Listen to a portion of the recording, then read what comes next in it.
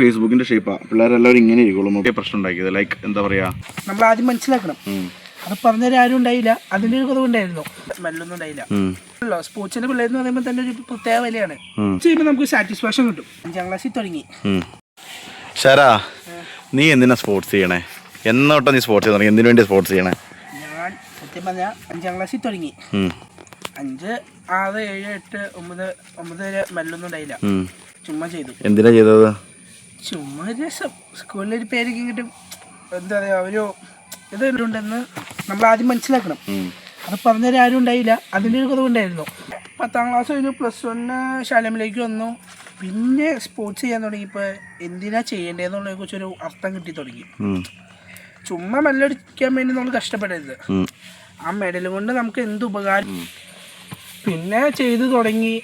നിന്റെ ആ സമയത്ത് ചെയ്ത സമയത്തുള്ള എന്നെ കാണിക്കേ, ആ സമയത്ത് ചെയ്ത സമയത്തുള്ള എക്സ്പീരിയൻസ് എങ്ങനെയായിരുന്നു നിന്റെ? എക്സ്പീരിയൻസ് പക്ഷെ ഇത്രയും കാലം കിട്ടിയാലും ഇത്രയും കാലം ചെയ്തതിലും വെച്ച് വേറൊരു രീതിയിലായിരുന്നു കോച്ചിങ് മെത്തേഡും. സ്പോർട്സ് ഇങ്ങനെയാണ്, സ്പോർട്സിന് ഡൈവേർഷൻസ് ഉണ്ട്, റെസ്റ്റ് ഉണ്ട്, വലിയ ഇങ്ങനത്തെ കോസ്റ്റ്, ഇങ്ങനത്തെ എല്ലാ കാര്യവും ഈച്ച് ആൻഡ് എവരിത്തിങ് ഞാൻ പഠിച്ചത് ഇവിടെ നിന്നാണ്. എനിക്ക് അങ്ങനത്തെ ഒരു ഇത് കിട്ടിയാളാ. പിന്നെ വന്നത് ആദ്യത്തെ ഒരു സ്റ്റേറ്റ് വഴി ദൈവാനുഗ്രഹം പോലെ വന്നപ്പോൾ ഞാനൊരു 26-25 മീറ്റർ അതേ ഉള്ളൂ ഇവന്റ് ഹാമത്തോ. ലാസ്റ്റ് എറിഞ്ഞത് 45-46 എറിഞ്ഞു. സ്റ്റേറ്റ് കിട്ടിയതിനെ ചെറുതായിട്ടൊന്ന് പേടിച്ചു പോയി. അത് കഴിഞ്ഞിട്ടാണ് ശരിക്കൊരു വഴി തുറന്ന പോലെ പോയി. പോളിടെക്നിക്ക് പഠിക്കണമെന്നും അല്ലെങ്കിൽ സ്പോർട്സിന് വേണ്ടിയെങ്കിലും എന്തെങ്കിലും ചെയ്യണമെന്നും. നല്ലൊരു സ്പോർട്സ് ചെയ്യുമ്പോൾ നമുക്ക് സാറ്റിസ്ഫാക്ഷൻ കിട്ടും. നമുക്കൊരു ആഗ്രഹമാണത്.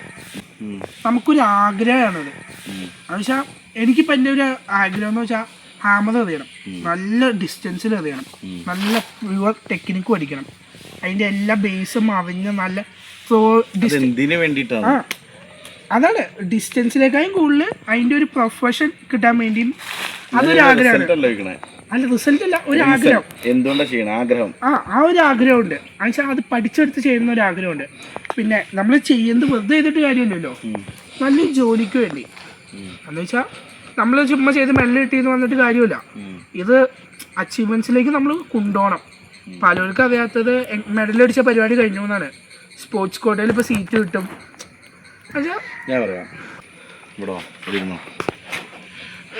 സംഭവം എന്ന് വെച്ചിട്ടുണ്ടെങ്കിൽ ഇന്നത്തെ കാലത്ത് പിള്ളേർക്ക് അറിയാൻ പാടില്ലാത്തൊരു കാര്യം, എന്തിനു വേണ്ടിയിട്ടാണ് സ്പോർട്സ്. ഇന്ന് തന്നെ പൊതുവെ സ്പോർട്സ് ചെയ്യുന്ന കുട്ടികളുടെ എണ്ണം വളരെ കുറവാണ്.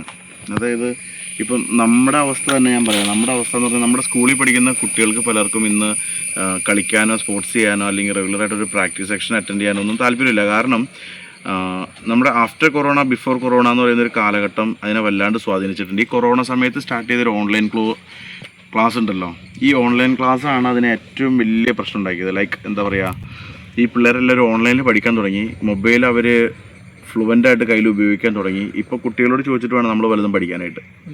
അപ്പോൾ അങ്ങനെ വന്നു കഴിഞ്ഞപ്പോഴത്തേക്കും സംഭവം എന്താണെന്ന് വെച്ചിട്ടുണ്ടെങ്കിൽ മൊബൈലായിട്ട് മാറി സംഭവം. കുട്ടികൾക്ക് എല്ലാവർക്കും ഫേസ്ബുക്കിൻ്റെ ഷേപ്പാണ്, പിള്ളേരെല്ലാവരും ഇങ്ങനെ ഇരിക്കുള്ളൂ മൊബൈലിലേക്ക് നോക്കിയിട്ട്. അപ്പം കുനിഞ്ഞിരിക്കുന്നൊരു കഴുത്തും കൊണ്ട് ഇവർക്ക് എന്ത് സ്പോർട്സ് ചെയ്യാൻ പറ്റും? നല്ലൊരു പോസ്റ്റർ പോലും ഉണ്ടാക്കാൻ പറ്റുന്നില്ല ജീവിതത്തിൽ. മീൻസ് ഒരു ബോഡി പോസ്റ്റർ പോലും നന്നായിട്ട് മെയിൻറ്റെയിൻ ചെയ്യാൻ പറ്റത്തൊരവസ്ഥ. അപ്പം കുട്ടികളെല്ലാവരും മൊബൈലിലേക്ക് അഡിക്റ്റഡായി. അവർക്ക് എങ്ങനെയെങ്കിലും സ്കൂൾ വിട്ട് കഴിഞ്ഞാൽ പണ്ടൊക്കെ നമ്മൾ കാർട്ടൂൺ കാണാനായിട്ടാണ് ഓടിക്കൊണ്ടിരുന്നത്, അല്ലെങ്കിൽ ശക്തിമാനും കാട്ടിലെ കണ്ണനും മിക്കി മൗസൊക്കെ കാണാൻ ഓടിക്കൊണ്ടിരുന്നെങ്കിൽ ഇന്ന് അവർ സ്വന്തമായിട്ട് പബ്ജി കളിക്കാനും ഫ്രീ ഫയർ കളിക്കാനും അവരുടെ ഓൺ യൂട്യൂബ് ചാനൽ റൺ ചെയ്യിപ്പിക്കാനും ഇൻസ്റ്റാഗ്രാമിൽ ഫോട്ടോ അപ്ഡേറ്റ് ചെയ്യാനും അപ്ലോഡ് ചെയ്യാനൊക്കെ ആയിട്ടുള്ള ധൃതിയിൽ പിള്ളേർ വീട്ടിലേക്ക് ഓടിപ്പോവാം. അതുകൊണ്ട് നമുക്ക് സ്കൂളിൽ നിന്ന് പോലും കുട്ടികളെ കിട്ടാനില്ല. അപ്പോൾ സ്പെസിഫിക്കലി ഇതിനോട് താല്പര്യമുള്ള കുട്ടികളെ കണ്ടുപിടിച്ച് ട്രെയിൻ ചെയ്യിപ്പിക്കുമ്പോൾ മാത്രം റിസൾട്ട് ഉണ്ടാകും. ഇത് എന്തിനു വേണ്ടിയാണ് ചെയ്യുന്നതെന്ന് വെച്ചിട്ടുണ്ടെങ്കിൽ ആദ്യം നമ്മളൊരു സ്കൂളിൻ്റെ പേര് പുറമെ കേൾപ്പിക്കും, നമ്മുടെ പേരിലൂടെ, നമ്മുടെ മെഡലിലൂടെ.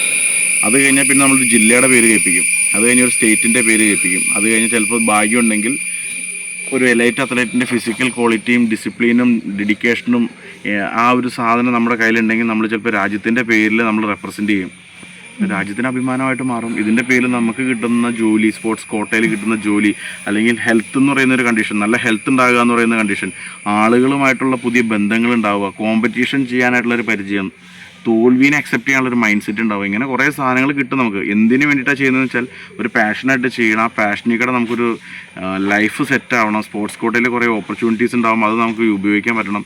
ഇങ്ങനെ കുറേ കാര്യങ്ങളുണ്ട് ഇതിനകത്ത്. അപ്പം ഇതൊന്നും കുട്ടികൾക്ക് അറിയാൻ പാടില്ല എന്നുള്ളതാണ് മെയിനായിട്ടുള്ള പ്രശ്നം. എനിവേ എനിക്ക് പറയാനുള്ളൊരു കാര്യം, നമ്മുടെ കുട്ടികളെയൊക്കെ സ്പോർട്സ് ചെയ്യാനായിട്ട് പ്രൊമോട്ട് ചെയ്യണം. അവർ കളിക്കണം, ഏതെങ്കിലും ഒരു കളി കളിക്കണം, ഫിസിക്കൽ ആക്ടിവിറ്റീസ് ഉണ്ടാവണം എന്നുള്ളതാണ്.